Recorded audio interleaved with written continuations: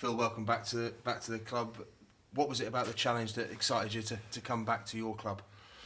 Thanks, Phil. Yeah, well, we feel very passionate about Leeds as a family. Obviously, it means a lot to us, and it was an opportunity to try and come and support the club and try and add some value from my experiences, not just of my previous time here, but what I've experienced over the time that I've been away in professional rugby and international rugby as well. And it was an opportunity to come back. I'm thankful to the board and the investors for the support, not just of myself but of the team as well moving forward this year to try to improve and fight to sustain a position in the championship.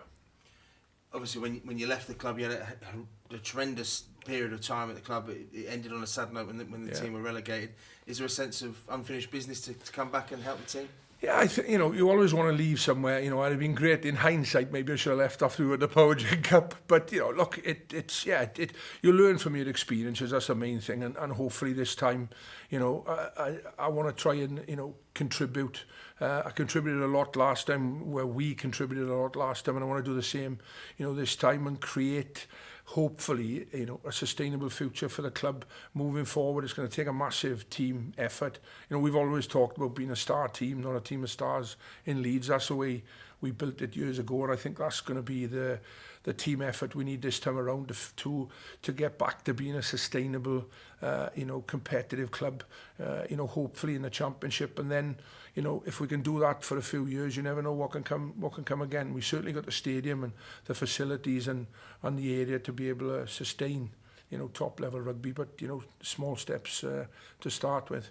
Since the announcement this morning, your phone's been buzzing red hot with good luck messages from former players who played on you and teammates. There's a lot of love for the team and for you to be successful with the team. Yeah, there's if you think over the years, the type of players we Leeds have produced through the academy. Stuart Lancaster started off as our academy manager, did a brilliant job. We had Danny Crane, who's still Danny Kerr, I should say, who's still playing international rugby and professional rugby. Tom Palmer, Jordan Crane. There's so many players and coaches as well. Simon Easterby played at his first professional contract with the club's gone on to coach the Scarlets, coach Ireland. So there's been a lot of people who have a real affinity for Leeds, and they always, when you talk to them over the years, they always say that it was a special time, and those are the memories that sort of have stoked our passion to come back and try and support and help the team move forward.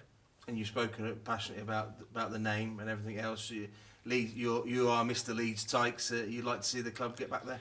Yeah, I would actually. It's look, people make decisions and you respect that in time, but for me it's Leeds. It's always been Leeds.